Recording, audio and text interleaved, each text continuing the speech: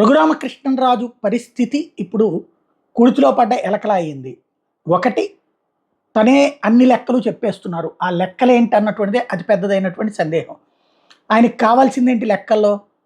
రాజకీయం అంతా తను చెప్పినట్టు నడవాల్సిందే అన్నటువంటి. అది జరగనప్పుడే ఎదురయ్యేటటువంటి సవాల్.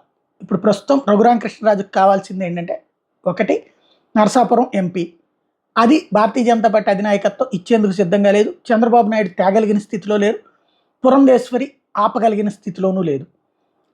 ఎక్స్ట్రీమ్ సర్క్యూమ్స్టెన్సెస్ తప్పించి. అందుకనే తాజాగా చంద్రబాబు గారిని కలిశారు.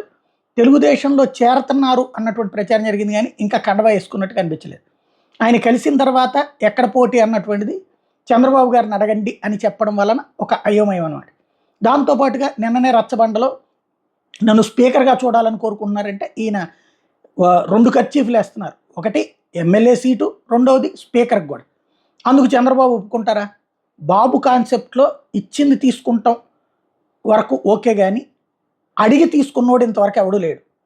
అడిగితే ఇచ్చింది కూడా ఎప్పుడూ లేదు. కొన్ని ఉంటాయి రాజ్యసభ ఇట్లాంటివి, అవి వేరు. ఇలా స్పీకర్లు, మంత్రులు నాకు కంపల్సరీగా ఇవ్వాలి అన్నటువంటిది ఒక నారాయణకి సాధ్యమైంది. అది అట్లాంటిది చేయగలుగుతారు రఘురామకృష్ణరాజు, చూడాలి.